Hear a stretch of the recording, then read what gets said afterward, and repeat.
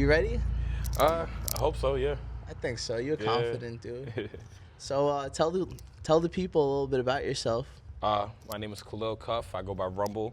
I am a MMA fighter. I was formerly a wrestler at Baldwin, two-time All-County, four-time All-Conference. Currently 6-0 as a fighter, two-time champion at 160 pounds.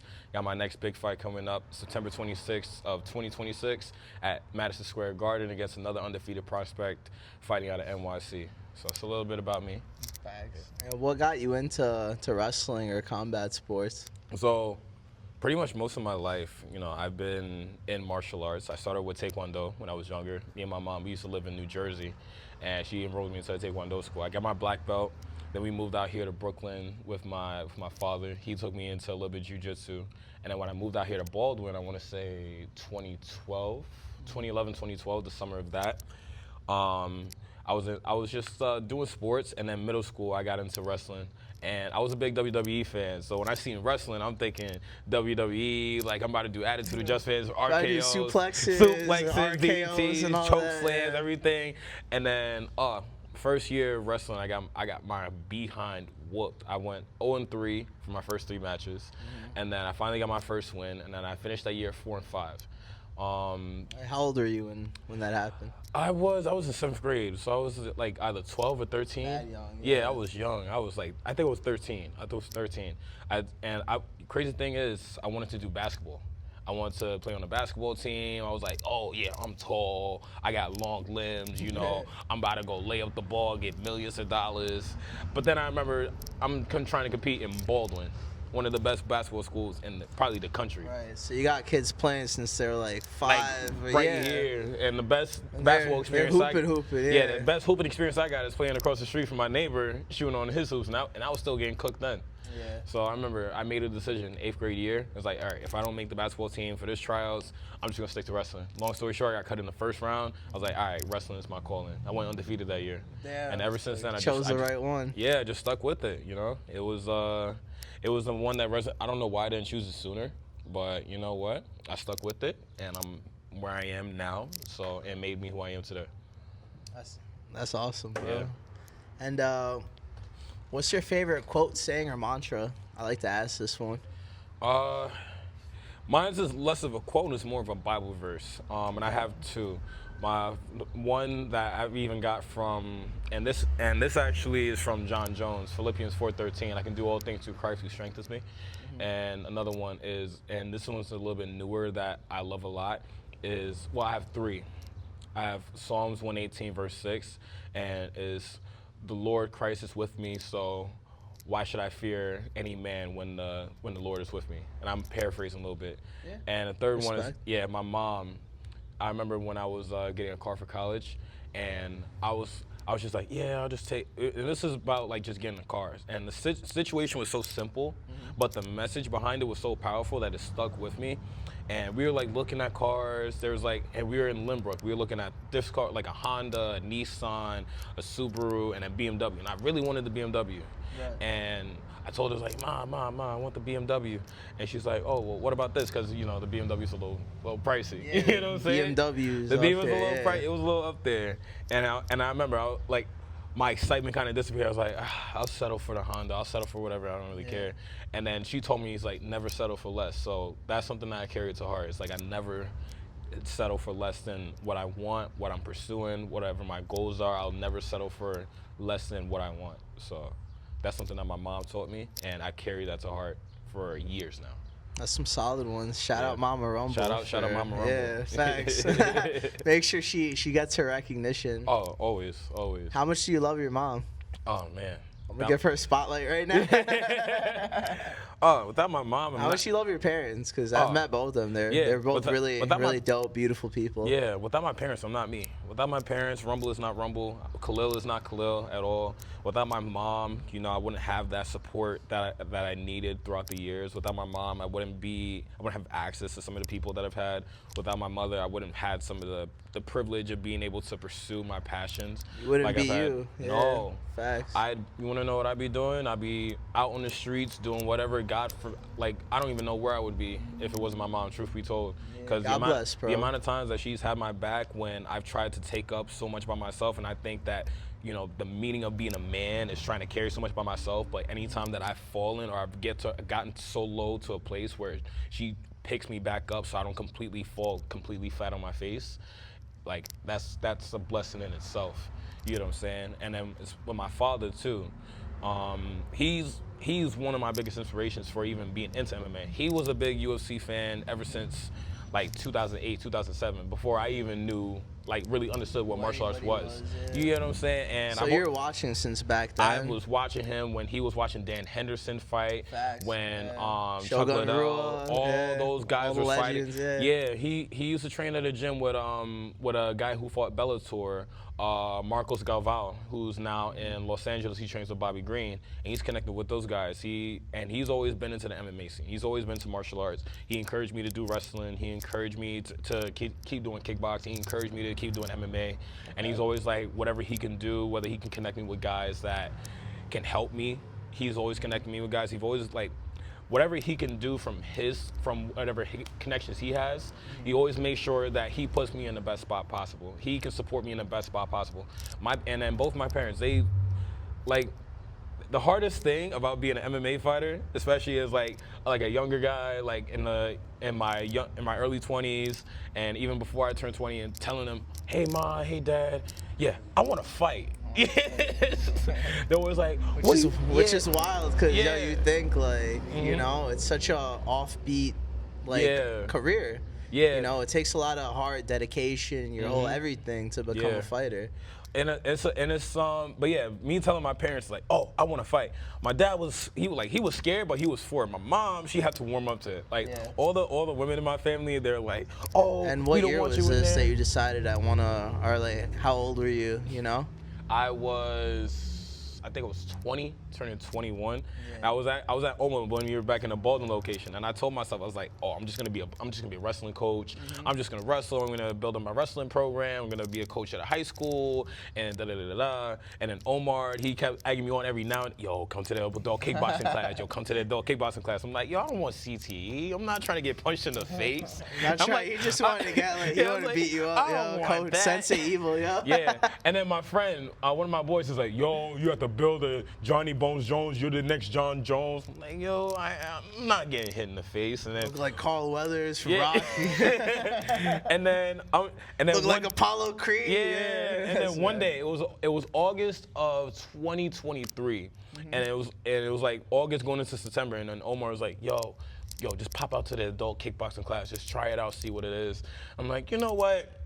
I ain't got nothing to lose. And I kid you not, I popped in. I didn't know what I was doing. I'm doing all the moves that I learned from UFC. I don't know the difference from a jab or a cross. I didn't know what Superman orthodox punches. Listen, I'm doing I'm just trying to survive. You're in fight or flight mode pretty much. And I think this is the moment that solidified me as a fighter. I'm going with this guy. His name is AJ. He's one of the guys over at OMA. And shout out AJ, all the body shots that he hit me with. It's his birthday today. Happy birthday, AJ. Happy birthday, 28. Yeah, and I remember first words he said when we were sparring, and I will never forget it. He said, hit as hard as you want to get hit. Facts. He's a big believer in that. Yeah, yo. And the wrestling mentality was like, okay. He turns around. He's like, yo, coach, I like this guy. I kid you. I don't understand what my power is. I don't know how hard I hit. Right. So I hit him with something. I kid you not. He hit me with a hook, uppercut, liver. I never felt that. I dropped right there. I was in the corner. I remember. And almost while I was in the corner, I dropped right there. Breath gone. I've never felt that pain in my life. And I was like, you know what? I think that's top 5 worst pains all time. When you get hit, your breath is gone. You're just, good shot. I've never felt pain like that in my life. Yeah. And I was like, you know what? I kind of want to do this. It's that pain you learn from, bro. Yeah. It teaches you, okay, maybe I gotta do something different, yo. Yeah, so, but I tell everybody, it's like, I wasn't supposed to be an MMA fighter. Or I thought I wasn't supposed to be a fighter. Right. And 6 fights later, now I'm about to fight in Madison Square Garden. So, 6-0, by the way. 6-0, by the way. 2 chips, yeah. Respect. What do you think was a pivotal moment in your life that you decide you really committed? It was that moment. So, was just gonna try to find some jobs, a trade, and just work a trade. Right. I didn't know if there was something more that I wanted to do. I was kind of in a place where I was lost. I was trying to figure myself out, and I didn't know exactly what avenue I wanted to do. It's like I knew I liked wrestling, but I knew that I wasn't gonna be able to get to like the top level as much as I would love to. And wrestling did help shape you as a person. I'm also a wrestler, so I understand like what it takes to be dedicated to. You give everything, bro. Yeah. Like.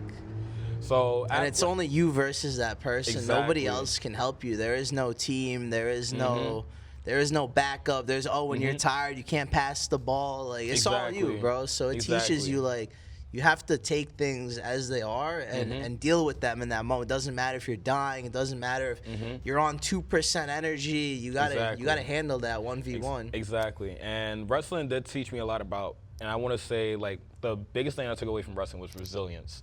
It's like you have to be having grit. You can't teach grit, bro. You can't teach grit. Grit is something that has to come from within. Grit is a decision. From the heart, yo. Grit is a decision. Yeah. It's either you have it or you don't. It's either you're gonna do it or you're not gonna do it. Exactly. Are you gonna quit? Are you gonna be the one that? Do you quit when shit gets hard, or do you step up? Exactly. Do you dig deep? Do you start? And that's what it teaches you, for sure. And the other thing that wrestling teaches you, and it shows, and not even just wrestling, but any combat sports, but specifically wrestling, just because a lot of combat sports, like, say for instance, like a kickboxing or a Muay Thai or a boxing, when it comes to striking, all it takes is one moment just for it to completely flip the script. But wrestling, the difference between wrestling as a grappling sport is that it's gritty. You gotta grind for it. So yes, anything can flip in a second, but you gotta grind. You gotta work for it. So, here's the thing. All it takes, if one guy has 99% belief and 99% faith versus a guy that has 100% or 110% belief and faith, I'm willing to die for this. That 1% is all the difference that it takes. Exactly. You got to have that mentality, like I'm willing to do anything it takes. Exactly. And it teaches you that. A lot of people still in this society don't have it, bro.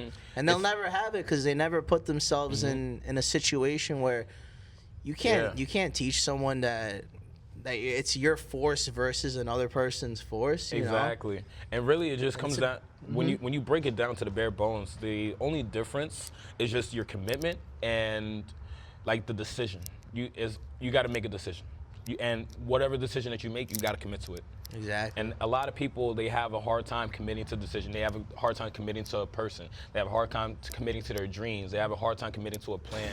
So I think that's the biggest factor. Right. Or you know what? They'll decide to take the easy route. That too. They'll always go around the problem instead of wrestling. You have to face it head on, like literally. It's you versus that person. Yeah, on a wrestling mat, in a boxing ring, in an octagon. And it directly translates to life. You're gonna have situations where you're faced. You have to deal with this, and most people just shy away from it. Yeah. Or they'll put it off. It teaches you like, I need to take care of this in this moment, and I'm capable of doing it. Exactly, and the decision is really all that makes a difference. It's what decision do you make as a person? But it gives you that confidence that to actually commit, and even if it doesn't work out, what happens if I got double legged? All right, you got to get back up. I'm a flip. He ain't gonna hold me down. I know that. I'm gonna get back up, and I'm gonna get my two back. Exactly. When you win, you got to make a decision. When you lose, you got to make a decision. When you lose a point, when you gain a point, you have to make a decision. You never forget the moment when you're on one shoulder blade and you got to fight, and like. This is the moment where you decide: are you gonna lay down, or are you gonna fight? You're gonna do everything to get out of there. You can't teach those things, bro. All it is a decision and committing to that decision. Exactly. That's what it is. Yeah. For sure. That's why I respect you a lot. For sure. Appreciate you, brother. The fact that you decided to do something that 99% of people are not even capable to do. It takes a lot of courage to do that, bro. And I won't lie. It's faith. Yeah, and it's hard. And that's the biggest thing, having faith. Because it's hard. When I decided to, I'm like, yo, I wanna fight. I wanna do this. It's like, I knew. A lot of people are gonna look at you and be like, well, why would you wanna do that? You're smart, bro. You're handsome. You could do something else. Like, people, oh, you could have done this. You could have opened up this business. It's like, well, yes, I could have done that, but I wouldn't have been passionate about it. And then I would have went my life thinking, oh, well, I would have, I could have, I should have. But then ultimately I'm gonna have to say, I didn't. Yeah, and that all falls on you because you know what you're capable of, and don't let people stop you from following your path, your passion, because at the end of the day, it doesn't affect them, bro. And that's why it's so easy for them to put an opinion on something that they'll never be capable of doing, There will always be opinions out in the world. It's just a matter of everybody got an opinion, bro. Everyone has an opinion. Everyone. Trust me. There's a quote that I'm not gonna rip, but everybody got opinions, yo. Mm-hmm. You know what I mean? What's one of your favorite memories in life? It could be from when you're young, could be recent. Like, what's your favorite memory, or even like some of your favorite memories? Because I feel like everybody's perspective on memory is different. You know, could it be the moment that you got like a 7-second knockout, or? I mean, that was cool. That was a cool one. Yeah. Oh, Remember my name. Yo, you want to know the crazy thing was? I'm going to have you send me that footage. I'm going to clip it in right here. So, you on the cage. Yo, in that 7-second knockout is, I went in, and it's like, I felt like I was so out of my body, if that makes sense. Like, I walked in, like, I did my walk, and it's like, mentally I was there, but it didn't feel like physically I was there, if that makes sense. And I remember we were in the corner, and we just implemented this, where I was like sticking the hand out and painting the picture with the hand. Yeah, you're training this move over and over. Yeah, and it's like that combo was the one combo that I've worked since I started. Right. Just a simple. That was like the bread and butter. Simple 1-1-2, and I'm thinking this is about to be like, I knew I was gonna get the finish. Yeah. I just didn't think I was gonna get it that quick. That fast. Yeah. So I come out and I'm like trying to soak in the moment as much as I can, but it's like I know I'm there, but I'm not. It's like I'm not in my body. And I go out, kid you not, I'm just feeling it out. I didn't mentally throw anything. Mentally, I didn't throw nothing. My body just threw everything for me. You got in flow state. When I was so checked out, all I remember was I was there, I was trying to measure the distance, and then my body just automatically by itself threw a 1-1-2. And I didn't know that it really hurt him. I seen the back of his head hit the fence. I was like, oh, what did I do? So then I go and I'm finished. I'm like, because it's still an MMA fight. Then the ref pulls me off. I'm like, all excited. I'm like, oh, okay. So I'm doing whatever is in the moment. I'm like, exactly. Yeah, you're freaking out. Your adrenaline's on 100. Yeah, I'm like, yeah, I'm going crazy. And I was like, you know what? I walked out the DMX. What's my name? Because I wanted to make sure, because people notoriously mess up my name. Facts. I remember the announcer. And the announcer that day messed up my name. He called you like Kalil Cuffe. Cuffe. I'm like, and he forgot say Rumble. Yo. Yeah, yo, if you look back in the video, there's somebody in the crowd. He's like, it's Rumble. It's Rumble. It's probably me. It's like, you didn't say Rumble. It's Rumble. It's Rumble. And I was like, oh, I already know my mom's upset. She hates when people mess up my name. I was like, So I don't remember my name. Yo. Yeah, so I remember I went into the camera. I'm like that. I'm really like that. It's Kalil, Rumble, Cuffe. That's one of my favorite moments for you. I went up to the announcer. It's going to be in the history books. Yeah, I went up to the announcer. I was like on the side. I was like, yo, it's Cuffe with one E. You know, the E is silent. Yeah. You know, you forgot the Rumble part. And he said it right afterwards. He's like, oh, my bad. I was like, yeah, I was just like, you know, because my mom's kind of upset. And you forgot my nickname. I was like, just for next time. I'm going to hit you with a 1-1-2 if you forget it. But other than that, I want to say my favorite memory was my junior year in high school. And that was the year when I was wrestling, and I went to the county tournament. I went to the county tournament unranked. Nobody, like on paper, nobody thought I was supposed to win. I wasn't supposed to be on that podium at all, right? The only people that believed in me was me. How did you do that junior year? I placed third. You did well. No, yeah. I mean, like even before the tournament. I was pretty strong. I was ranked 5th and 6th throughout most of the year. I lost to a ranked opponent from Freeport. I had like my leg, my ankle, and my knee was like all messed up, so I couldn't really like be in my stance as much as I could. Right. So I lost to him. You had to adapt. And, yeah, he was a good opponent though. I don't want to take any credit. No, he was he was a great opponent, great dude. I went into the tournament. On paper, I wasn't supposed to win. Nobody thought I was supposed to win, especially with the people that were in my bracket, especially how I did in my qualifier the week before. On paper, nobody thought I was supposed to win. The only people that believed in me was me, my coach, and my team, and anybody that was from Baldwin. That was the only people that believed that I could do any type of good.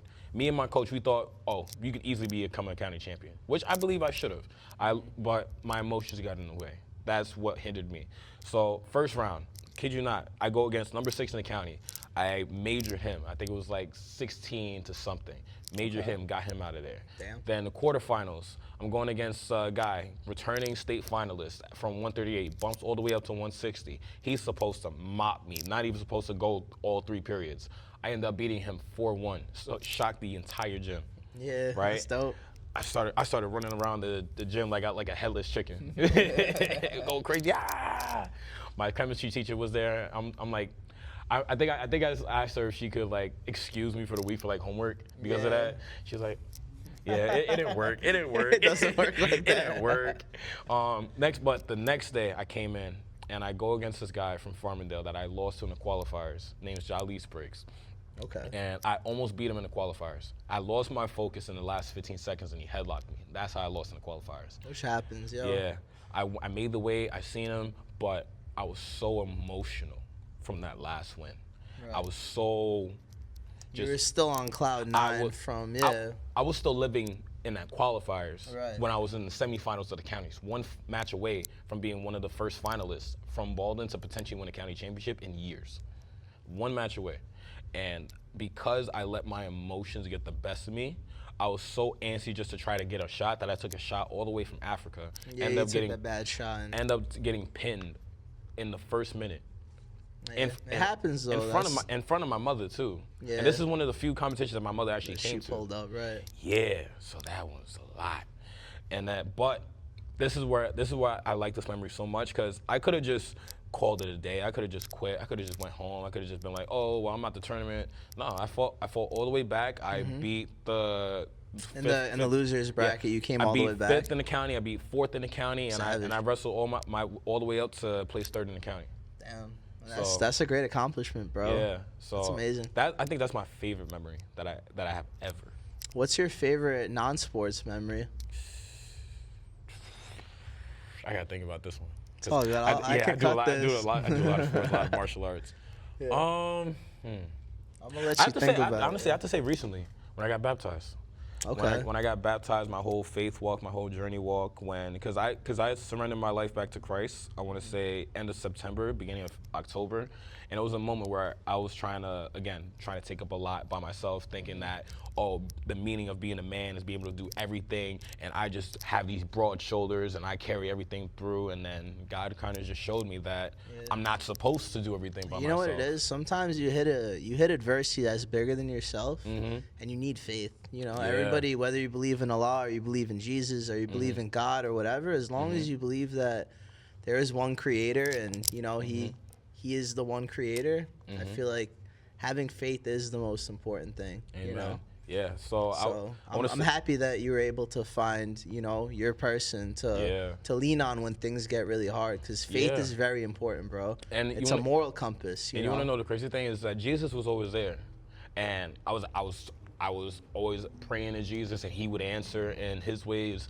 And I would see the answer. You don't realize, like every prayer that I asked for always got delivered somehow, or worked out, or I've beat all the battles that were in front of me, and we always want as humans, as nature, to want more, right? So like God help me, and then you forget, like, oh shit, I asked for help, and it happened. He provided, maybe not in the way that I thought that I needed help, but He provided it. Yeah. So it was like throughout God my whole is good faith, all the time. I believe all that the time. too. So it was like throughout my whole faith walk, it's like He's been building on to me. He's freed me from certain mentalities that I've walked in. He freed me from like the mentality of like the hustle culture I used to live in. He freed, like, he's like having patience. Exactly. Having patience was a big thing. Knowing that the right things will fall into place as long as you have faith. Getting rid of instant gratification and need for being instantly gratified. He helped get rid of that. He helped calm me down, get rid of my road rage. So you're saying like the club culture, the club culture I already got rid of. Yeah, but I'm saying like the quick dopamine stuff. Like the quick dopamine. Like a lot the of bad, that. the alcohol, all the addictions that people have that they refuse to let go because of the quick dopamine. Yeah. Every single one of the vices.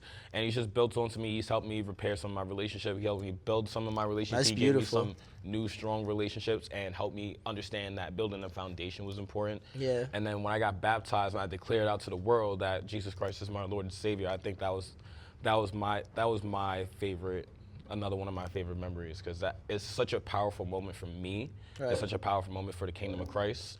And most people never reach that, so no. I respect you for some people are so being able to put yourself out there and give your testimony. Some people are so blinded by everything that's out in the world, and they live into the now that they don't understand that there's an eternal after. Exactly. The reason why we're here is so that one day we go back to God, you know? Exactly. So do the right things, be a good person, leave your impression on the world. Exactly. That's a big reason of why I started this channel, was to show other people there's a different way. There is a different. Yes, there's always a different way. You can walk to your own drum as long as you walk in the light and you walk with authenticity. There's nothing that you can't do through God's help, bro. Amen to that. Amen to that. You know, God always gives. And you got to remember, God made us in His perfect image. So it's like, once you understand that God made you in His perfect image, no matter who you are, like He gave us the blessing of us being unique and having our own story and having our own person, our own identity. But at the end of the day, we're still in the image of God. Respect it. So I think that's the biggest blessing that you could ever have. And you can always turn back, bro. It's never too late for anybody. It's never too late. I want to say that a lot of people feel like, oh, I'm too far gone. I've done too much wrong. Just remember, you can always turn back to God, bro. God is all merciful, all knowing. You know, God created you. Don't be afraid to look back and be like, hey, I need help, or hey, I'm sorry that I did these things. Repent and follow the light, bro. It's never too late. Listen, you know? Jesus died on the cross and He took everybody's sins on there for a reason. God sent His only Son because He loved the world that much. And that says that in John 3:16. So salvation. That's a Christian belief, right? That's a Christian belief, yes. Right. And God, it even says salvation is free. Salvation is for everybody that wants it. So Facts. Salvation is not conditional. It's the only condition is you accept Jesus as your Lord and Savior. It's never too late, yo. It's never too late. That's just I want people to understand. It's never too late. Yeah. You know? It doesn't matter how much wrong you did or you think you did. You can always turn to the Lord. God always forgives. Yeah. You know. Listen, even in the scriptures, it talks about how Jesus left the 99 sheep for the one sheep, and you could be the one sheep. So don't ever think just because you're not part of the 99 that it's ever too late for salvation. Respect. So, yeah, I'm gonna get into the next question. Let's see, what's your biggest motivating factor? Like, what drives Rumble? What drives me is I could talk a lot about this. I can go really into detail. I'm gonna try to keep this as simple as possible. Yeah, facts. This topic of that we can probably just make a whole episode by itself. Yeah. But you know, like it's kind of touching back to like what I was speaking earlier is, you know, there's a point in time where I was lost, and I found myself through martial arts. I found myself through kickboxing. I found myself through MMA. I found myself through wrestling. Can I add to that? Go ahead. I think that everybody should try a combat sport. Absolutely. I think everybody should learn how to grapple, you know, because you think that you're this superhero, oh, I could fight, this, that. Get in a real fight with somebody that's trained and understand what level you're at. Exactly. And I don't want to hear nobody talk, I fought in the street, this, that. No, fight with the real fighter, yo. I thought I was dope. I got my ass handed to me, and then I was like, yeah, I got to train a lot more. Everybody should try combat sport, yo. 1,000%. I'm 1,000% an advocate for that. Yeah. But martial arts has built me as a man, has brought me closer to my faith, has showed me lessons about myself and showed me about myself that nothing else in this world could ever show me. It has taught me things that nothing else in this world could ever teach me. And it's inspired me in ways that, again, nothing else in this world can inspire me. So, you know, I personally found a lot of value through martial arts. I continue to find value every day through martial arts in new ways, new avenues. You know, there's always something new you can learn about yourself. There's always something you can learn about other people. There's always something new you can teach other people. There's always something new and different that you didn't know from before that you can learn in martial arts. Whether that's about you as a person, whether that's you as whatever title this is, whether that's you as a fighter or martial artist, there's always something that you can learn. And everybody is a student. Anybody that says that they're not a student in the world of martial arts, they're dead. Right? And when I say you're gonna get taught this lesson one way or another. Yeah. And when I say that they're dead, I mean, if someone says that they know it all, that they can't learn anymore, they've already died internally. They're just walking around and they're just walking bodies. Everybody's a student. You got to be a student of the game. You have to be. Even though I'm a personal trainer, I still learn. You know, my coaches are still learning. I'm gonna go back to what Mark Omar said. Shout out to him. He said sometimes every sensei needs a sensei. So if he was gonna get ready to fight again, which I feel like he is capable of, and I would love to see him fight. You know? He's sitting like 2 feet away from the camera, by the way. I would love to see him fight. Yeah, shout out sensei. So yeah, sometimes every sensei needs a sensei, and that's the right way. So go back to the question.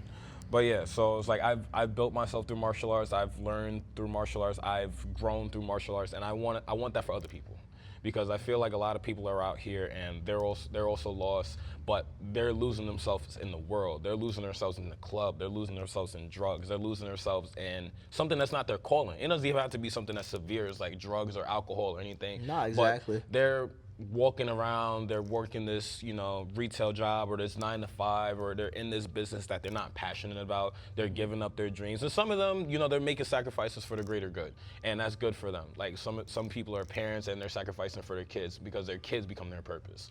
But some people like have an opportunity to really pursue their purpose and really pursue their dreams, but they just don't, either because they're afraid of the commitment, they're afraid of what that's gonna look like, they're afraid of the challenges, the trials and tribulations, and it's just afraid to make, again, going back to that, making a decision and committing to that decision.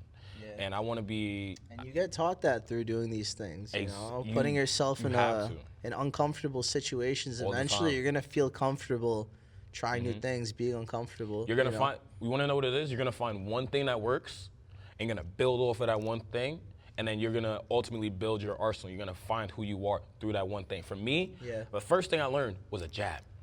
That was the first thing I learned to perfect, was how to throw a jab. The first thing you should learn too. Yeah, that was the first thing I learned. Keep distance, learn how to. Think about this. I was a wrestler with no striking background, going into a kickboxing fight. Do you fight orthodox or southpaw? I fight orthodox. I'm learning southpaw. Were you a southpaw wrestler? Or I was a southpaw wrestler. Yeah, isn't that funny how you wrestle righty? Because I was also a righty wrestler. Because I felt more comfortable shooting off my right leg. And now when you fight, you're lefty, and I feel so comfortable in a left-footed stance. So could you fight both though? I'm moving forward. I'm gonna fight both. Yeah, moving forward. Be a switch hitter. Exactly. So, but yeah. So like the first thing I learned as a wrestler, learning kickboxing, was a jab. That was the first thing I was able to be like, okay, I can do this. Before I was just like switch sitting. I didn't know what stance I was in. I didn't know what a kick. You kind of can see when somebody's inexperienced, when they just keep switching. I used to do that a lot. When I would swing with the right, and then I'm out of position. And I'd swing with the left. And I would think I was Conor McGregor. I'm like swinging over here, trying to do all of this. Club of Lang, bro. Yeah. And I land one punch, and I think I learned how to be comfortable inside of the regular stance first before you start mixing stuff up, and movement is essential to fighting. So I just started with one thing. I learned my jab.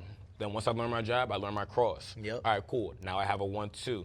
All right, cool. I can mix in a hook. All right, cool. Now I'm getting good at my kicks. Okay, cool. Now I'm starting to learn this. Yeah. Now, all right, cool. Now I have my defense. I need to still worry about my defense. But all that was from just learning how to throw a jab. Yeah. You know what I'm saying? Some people want to learn the whole spectrum. But you learn you learn more of the spectrum from learning one thing and getting good at one thing. Yeah. And I still go back to the jab every single day. Every single time I train, every single time I fight, my first move is a jab. I kind of wanted to riff off that. You go to a lot of gyms. You go to a lot of different gyms to learn like different styles of fighting, right? So I mainly train at Mutant. Like I know a month ago I flew down to Orlando and I trained over at Fusion Excel. I had the pleasure like learning down there while I was on vacation. Right. But yeah, I mainly train at Mutant. I come back to Oma for from time to time. I train with the guys here. So yeah, that's what I do. Do you feel like going to different schools is essential as a fighter to learn different styles? It definitely helps to like widen your horizon and like be able to pick and choose like what you can put into your arsenal, because there's things that you'll learn from this gym. Yeah. And then there's other things that, all right, cool, we teach this way, this gym teaches this way, and it may make a little bit more sense for you. And now you bring that knowledge back to your gym, and now everybody gets to reap the rewards. You get what I'm saying? Like, for example, like I went over to Fusion Excel, I'm very used to fighting here. You know, a lot of those guys kind of fight out here, so I kind of learned do like to long guard a little bit. I've started working it, and I've had some success. Yeah. You know what I'm saying? But it's just a different style. All it is just different styles of figuring out what works. Like I have moves that I've learned here at OMA that I still use throughout my entire fight career. Spinning back kick. We got to keep secrets though. We got to keep secrets. Yeah, and then at my gym, you know, there's some grappling moves I learned that I use in MMA, like the handcuff. Anything that, like, there's certain things that just work for me. Right. You know what I'm saying? There's some things that work for me that won't work for some other guys in my gym. Yeah. There's some things I learned here at OMA that won't work for other guys at OMA or people that come through OMA, just because that's just maybe not what fits in their arsenal. So it is essential to understand like concepts and figure out what works for you, because everybody's unique. Everybody can't be Khabib. Not everybody can be me. Not everybody can be Alex Pereira. Not everybody can be Ilia Topuria. Right. We're all different types of people. We're all different martial artists. Unique fighters. Exactly. But you can always be like, oh, I love the way Alex throws his left hook. I'm gonna try to imitate that. I'm gonna try it. You know what I'm saying? I'm gonna put that behind like an uppercut. I love the way Topuria hits his body shots in the pocket. I'm gonna try to imitate that. And practice makes practice makes perfect, which is what if you look back at the Mark Omar episode, he also said that. So shout out, Sensei. Yeah. He's dying behind the camera. But yeah, so I definitely would, like, if you have the access, like, learn. Even on YouTube videos. I scroll on Instagram Reels. I'm sorry, but I scroll on Instagram Reels all day. But my algorithm, my algorithm is MMA, jiu-jitsu, wrestling, kickboxing, boxing, Jesus. It is recently, faith. You know what I'm saying? And you'll learn something on Instagram that you're like, oh, that makes sense. I'm gonna try this. Exactly. You try it and it works. And it works. Yeah. You know what I'm saying? So there's so many times I've fought people here that I've been like, damn, that was really slick. Can you teach it to me? And they're willing. They don't mind. They're like, yeah, of course I'll teach you. Yeah, you just got. It's like, instead of throwing it blind, yo, set it up with this and it'll land, yo. When it comes to being a martial artist, you just have to be a dry sponge. As long as you leave your ego at the door and you're willing to, you know, don't come with malice, come with the ability to learn, be a student. I've had no problem getting taught, bro. You got to be a dry sponge. And I've learned plenty of lessons too. Like, if you will get hit as hard as you hit people, and you as capable as you think you are, bro. There's somebody that's better than you, a little bit more capable than you, and they will deliver it. Yo. There's always somebody that is always better than you, that got more experience, that has more power, more speed, more technique. And you gotta remember, they are willing to teach you if you're willing to learn. Yo. Exactly. That's what I said. You just got to be a dry sponge. You be able to soak in as much as you can. And I wanted to lead into, what are some habits that you do day to day that you feel like other people could benefit from or like take away? Number one, pray. Okay. You always wanna pray. You always wanna, like, being a martial artist, or not even just being a martial artist, just living in this world. You gotta have faith. You gotta have faith in this world. Facts. You know, I'm a martial artist. I'm an MMA fighter. I live in New York.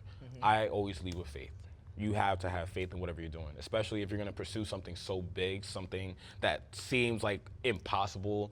That, like, I always say it like this: if your dream is big enough that if you told this to your teacher, she would tell you to think of something realistic, you got to have faith, because that's how big it is. It's out of some people's realms, it's out of some people's worlds. It's like, it seems unrealistic, it seems undoable, because it's such a small percentage of people that do it. Exactly, you know what I'm saying? But I feel like it's starting to grow more now that content like this is coming out and people are realizing, like, yo, that stuff gets boring, bro. There's always going to be the same parties, the same people at the bars, the same people doing the wrong things, bro. That stuff never changes. Exactly. It'll always be there. It's not going to go anywhere, It'll bro. always be there. Because even me, like, I'm guilty of this. I've had fear of missing out. And then I go to the show, or I love house DJs. I go to the event. I'm like, it just didn't change. Did I enjoy it? Yeah, but it's the same thing. Still, it's always the same thing, the same people. Always the same thing. You know? You're not missing out. I felt happier doing things that grow my soul and my spirit than I have going to those parties, bro. Exactly. And I feel like life is better when you actually do things that give you real dopamine. When you go on hikes, when you go explore, when you go to new countries, when you meet people that are like-minded, that aren't doing those things, bro. Yep. I've met more dope people that are sober than I have that are that are on influence, on influences, or feel like, anything that builds onto your life as a person, I think that's the best thing that you can do onto this planet. Yeah. Anything that makes you a better person, anything that makes the people around you better people. And people are good judges of who's real and who's not, No matter what, they will treat you differently when they see that you're a real person, bro. Yeah, even in the Bible it talks about the fruits of the spirit. You'll always be able to tell who somebody is, what somebody is. What they're about, just by what they do, what they're about. What fruits do they bear? What do they represent? What are the fruits of their spirit? So, so I always pray. Another habit I do, which is a great one. I always like to stay some type of active, even if it's like I'll come to class, I'll do personal, I'll run, I'll go to the gym, but I always want to stay active. You never want to stay still for too long. Now I say that, and Don't be stagnant. Yeah, stagnant. I think is the word I'm looking for. Now I say that but you also do need rest. Rest is also just as equally as important. Even look at. But I mean, you could always adapt. Instead of going for a difficult run, you can go on a nice jog. Yeah. You can go for a walk. You know what I'm saying? Like level 1, level 2 cardio. Yeah, and it's like, and this is the biggest thing that even changed my mind on how I perceive like rest. Right. Even in the Bible, in the book of Genesis, it even says that even God rested. So if our higher power, if our higher God, even He rests, right? Why should I try to keep going 24/7? Exactly. Because even God rests. You gotta give yourself that break. Always have to give yourself rest. Listen to your body. Do the right thing. And then, so rest, like always being active, always incorporating rest. I would say another habit that I think is the most effective to me is you always want to learn something, whether it's you're reading a book, whether it's you're listening to an audio, whether it's you're learning a move, you're learning. Enrich your mind. You enrich your mind. You always want to always learn. You always want to keep your mind growing. You get what I'm saying? So yeah, of course. I think those are like the best three habits that anybody can start with, and just keep doing. And even if you don't see a huge difference by tomorrow, you're building onto yourself as a person each day. Those are solid, though. Yeah. Pray, stay active. Be active. And always learn. And then always learn. Always learn. And I think anybody could benefit from those. I agree. That'll change somebody's life tomorrow. Right. Yeah. Have you traveled a lot? I'm gonna pivot.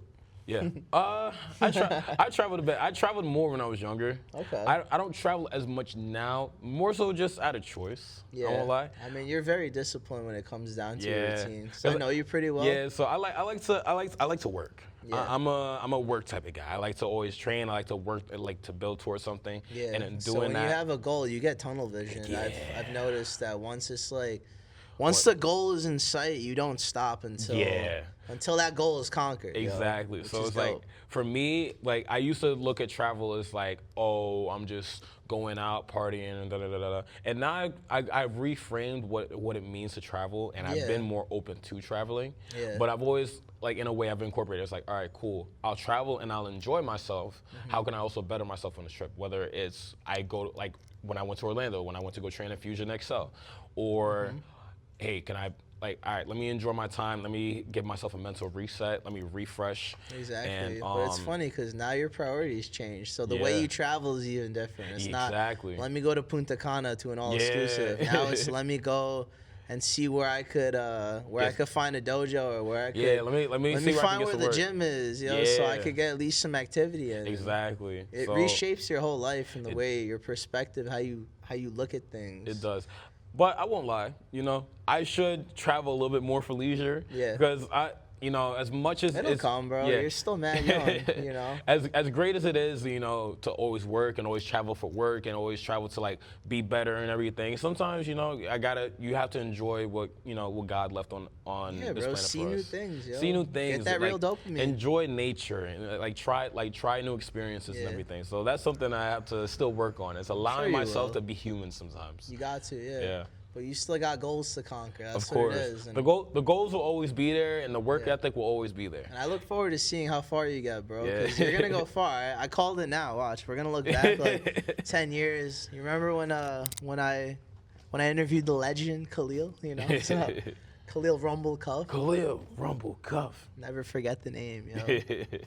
And what are some takeaways that you'd want people? Which I feel like just goes back to Or do you have any other things that you want to just put out there for the people? What, as far as like what, traveling? No, as far as just like in general? overall, yeah. If I had to leave any takeaways, I would just say, whatever it is that you're like, whatever God puts in your heart, whatever it is that you truly want to do, not what society tells you what to do, not what's cool, not what's cool, what's trending, yeah. not anything that you're influenced to do by the outside or by the world, because you will never be fulfilled if it doesn't come from your heart, right? Even in the Bible, it talks about your posture of your heart. You know, whatever it is that you want to do, whether you want to fight, you want to open that business, you want to pursue that career, whatever it is that you want to do, please, not even for me, for yourself, and for the love of God, please pursue it. Don't stop the excuses, stop the, oh, well, well, this and that. You're going to run into those problems whether you do it or whether you don't. So you might as well go and do it. Like I said, if it doesn't work out, you can always do something different. You can always pivot. You can always come back to the drawing board and make your adjustments, right? If I take me for an example, right? When I made the decision that I wanted to pursue MMA full time, I wanted to make this a career. I wanted to go far in this, right? You want to know what that came with? That came with I had to accept that there was going to be moments that I was going to be stable financially. There was going to be moments that I was going to have people that didn't understand. There was going to be things I had to give up. There was going to be changes that I had to make as a person, as a man. And I had to be fine with all those changes. And I've struggled. You know, I've hit lows, throughout this career. But if I had stopped and been like, oh, well, this sucks. Oh my gosh, it's so hard. And I didn't understand where I was going, in the direction I was going, and the support that I had behind me, and I just stopped as soon as it got hard. You know, I'd be working some BS retail job, or you selling Caraco suits. Caracco suits is nice, you know. Your boy's on the commercial. Shout out Caraco. But yeah, I would have just did my 1-2 fights, called it a day, got some good Instagram photos, and told my kids in the future. Like, I probably could have been a lot more stable had I just focused on just having a job or focused on just having a business, and I probably could have my apartment, a brand new car, and probably move somewhere. But it wouldn't have fulfilled me. It wouldn't have fulfilled me. It would have kept me stable. It would have kept me safe. But it wouldn't have fed the way that the desires of your heart wants. I always would have wondered, what if? Yeah. Oh, but I could have. That's the worst feeling, yo. And then I'm always going to have to finish that sentence and I thought with, I didn't.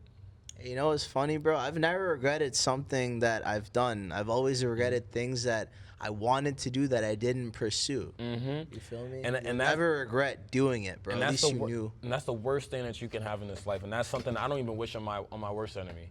Regret. So if that regret, if any type of regret, like, I think the biggest regret that I've ever had was I wish that I'd done more in terms of wrestling when I was in high school, because I was good, but I got away with just being good enough to be better than 99% of the people. But that 1% that I wasn't willing to go or I didn't do just because I was good enough, that's probably what cost me some of my matches, and that probably what cost me being a state champion or a county champion when I was in high school. So that's my biggest regret. And honestly, I'm glad that that's my biggest regret, because that lesson now carries over to me as an MMA fighter. And now I leave no stone unturned. So now that 90% becomes 110%. The only difference is I flipped where the 10% goes. Instead of the 10% just going out to waste, now the 10% goes to doing more. So, but yeah, to sum it up, it's just like, whatever it is that is on your heart that you want to pursue, if you've been looking for a sign, this is your sign. If you've been trying to look for your calling, this is your calling. If you need a reason to just take the first step, this is your reason to take the first step. Because once you're 6 feet under, you can't try to raise back up and say, well, now I want to go do this. When you're older and you're not physically capable, your knees hurt, and your back hurt, you got that hip replacement. Yeah. You got responsibilities, you got kids, grandchildren, you have to work this job or else you can't keep this roof over your head. And when it's already too late, you can't be like, oh, now I want to do it, because it might be too late. It's like, whatever you want to do it now. Don't waste time. Don't be afraid to try, yo. Never be afraid to try. And here's the best part that I'm going to tell you guys is, when you start, it's never gonna be pretty. So don't focus on trying to make it pretty. Don't focus on trying to build everything in one day. Rome was never built in a day. Rome started just as dirt, and then it got built up. One building at a time, one stone at a time. Brick by brick. Brick by brick. Yep. So even if it don't look cute, it don't look pretty, it's not sexy, it doesn't need to be sexy. Just know that it will be sexy, and that's where your faith is gonna come into play. So whatever it is that you wanna do in life, just do it. Stop giving yourself excuses, stop feeling sorry for yourself. Just go and do it, and just take the first step. That's all you need to do. Take the first step, walk with faith, and everything else will take care of itself.